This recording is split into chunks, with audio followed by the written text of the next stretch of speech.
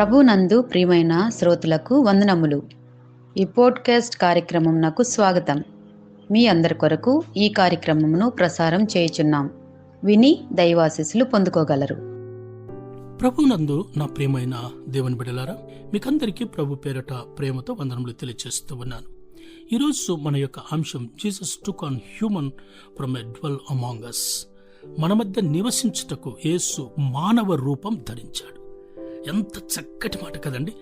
దైవ కుమారుడైన క్రీస్తు మానవులమైనటువంటి మన రూపము ధరించి మనతో ఉండుట కొరకు, మనతో సహవాసం చేయుట కొరకు, మన రక్తమాంసంలో పాలివాడుగా, దైవ కుమారుడిగా, దైవ లక్షణములతో ఆ ప్రభు ఈ భూమి మీద జన్మించిన క్రీస్తుగా మనకు కనిపిస్తూ ఉన్నాడు.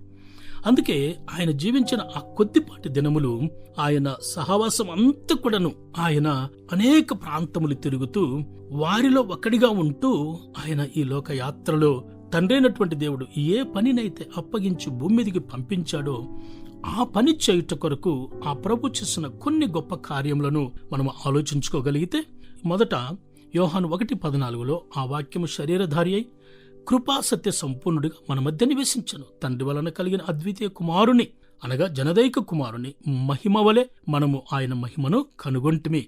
కృపా సత్య సంపూర్ణుడిగా మన మధ్య నివసించెను కదండి. మనతో ఉన్నాడు కదా, మనలో ఒకడిగా ఉన్నాడు. కానీ ఎలా ఉన్నాడు అంటే కృపా సత్య సంపూర్ణుడిగా మన మధ్యన నివసించినటువంటి ప్రభుగా చూస్తూ ఉన్నాం.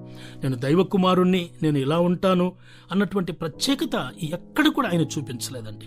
యెషయా 7:14 ఉంటాడు, కాబట్టి ప్రభు తానే ఒక సూచన మీకు చూపును, ఆలకించని కన్యక గర్భవతి కుమారుని కని అతనికి ఇమ్మానుయేలను పేరు పెట్టును అనే మాట వ్రాయబడి ఉంది కదండి. ఆయనకు ఉండేటటువంటి పేర్లలో ఇమ్మానుయేలు అనేటటువంటి పేరు కూడా మనకు కనిపిస్తుంది. దానికి భాషాంతరమున దేవుడు మనకు తోడని అర్థము. ఈ భూమి మీద ఉన్నటువంటి తన బిడలైనటువంటి వారికి ఆయన వారితో ఉంటూ వారికి ఇమ్మానుయేలుగా తోడుగా ఉన్నటువంటి దేవుడిగా మనకు కనిపిస్తూ ఉన్నాడు. ఎలా ధరించాడు, ఎలా వచ్చాడు అంటే ఆయన కృపాసత్య సంపూర్ణుడిగా, వాక్యమైనటువంటి క్రీస్తుగా ఆయన మనలో ఒకడిగా ఈ లోక యాత్రలో ఉన్నట్టు మనకు కనిపిస్తూ ఉంది. లూకా 1:31 ఇదిగో నీవు గర్భం ధరించి కుమారుని కని ఆయనకు యేసు అను పేరు పెట్టుదువు అనే మాట వ్రాయబడి ఉంది. జన్మించబోతున్నటువంటి ప్రభువు ఎలాంటి వాడు అవుతాడో, ఆయన ఏం చేయబోతున్నాడో, ఆయన ఎందుకైతే వచ్చాడో, ఈ విషయాలన్నీ కూడాను ముందుగానే ప్రవక్తలు ప్రవచించిన ప్రవచనాలు అన్ని కూడాను ఈ యొక్క క్రొత్త నిబంధన సువార్త భాగములలో వాటిని నెరవేర్పు జరిగినట్టు మనము చూస్తూ ఉన్నాం. రోమా 8:3 శరీరమును అనుసరింపక ఆత్మను అనుసరించి నడుచుకుని మనయందు ధర్మశాస్త్ర సంబంధమైన నీతి విధిని నెరవేర్చబడవలనని పాప పరిహారము నిమిత్తము, ఈ మాటను చక్కగా మీరు గ్రహించుకోవాలి. పాప పరిహారము నిమిత్తము 8:4 అంటాడు, దేవుడు తన సొంత కుమారుణ్ణి, హిస్ ఓన్ సన్, పాప శరీరాకారముతో పంపి ఆయన శరీరమందు పాపమునకు శిక్ష విధించెను. మనం అనుభవించవలసిన ప్రతి శిక్షను ఆయన అనుభవించుటకు ఆయన సొంత కుమారుణ్ణి మన రక్తమాంసంలో పాలివాడుగా పాప శరీర ఆకారముతో ఆయనను పంపించడం జరిగింది. ఇటువంటి శ్రేష్టమైనటువంటి గుణలక్షణాలు ఉన్నటువంటి దేవుణ్ణి నీవు ఎలా ఆయన్ను స్వీకరించుకుంటున్నావు, ఎలా ఈ యొక్క క్రిస్మస్ సందర్భాన్ని నువ్వు ఆచరిస్తూ ఉన్నావు?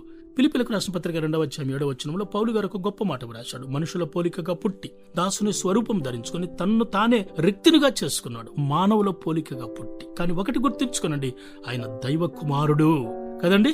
దైవ కుమారుడు మానవులమైనటువంటి మన పోలికగా మనతో ఉండుట కొరకు ఆయన మానవ ఆకారంతో మన రక్తమాంసంలో పాలివాడుగా, రిక్తుడిగా ఆయన జన్మించినట్టు మనం చూస్తూ ఉన్నాం. అదే ఫిలిప్పీ 2:8 అంటాడు, మరియు ఆయన ఆకారమందు మనుషుడిగా కనబడి మరణము పొందినంతగా, అనగా శిలువ మరణము పొందినంతగా విధేయత చూపిన వాడై తన్ను తాను తగ్గించుకొనెను. మరి నా ప్రియమైన దేవుని బిడ్డ, ఈ గుణలక్షణం విశ్వాసులమైన మనలో, ఈ యొక్క విలువైన గుణలక్షణం మనలో కలిగి ఉన్నామా? ఆలోచించేద్దాం. ప్రతి సంవత్సరం క్రిస్మస్ ఎంజాయ్ చేస్తూ జరుపుకుంటూ వస్తూ ఉన్నాం.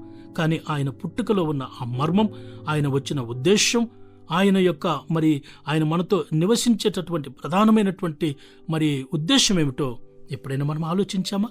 ఇప్పుడైనా ఆలోచించే ప్రయత్నం చేద్దాం కదండి. కృపాసత్య సంపూర్ణుడిగా, మన రక్తమాంసంలో పాలివాడుగా, ఇమ్మానుయేలుగా మనవలే ఆయన భూమి మీద జన్మించి మనతో నివసించినటువంటి ఆ ప్రభువును మనసారా ఆరాధించి దీవెనలు పొందుకొని సంతోషముతో ఉండాలని కొద్ది మాటలు ప్రభు పెట్టిన తెలియచేస్తున్నారు. దేవుడు తన మాటలను మన వెనుకడిలో దీవించునుగాక. ఆమేన్. ఈ కార్యక్రమమును గూర్చి మీ సలహాలు మరియు మీ ప్రార్థనా అవసరతల కొరకు మమ్మను సంప్రదించవలసిన మా ఫోన్ నంబర్ 9480585039 మరియు ఈమెయిల్ ఐడి info@fibaonline.org. మా ఫోన్ నంబర్ మరొకసారి 9480585039.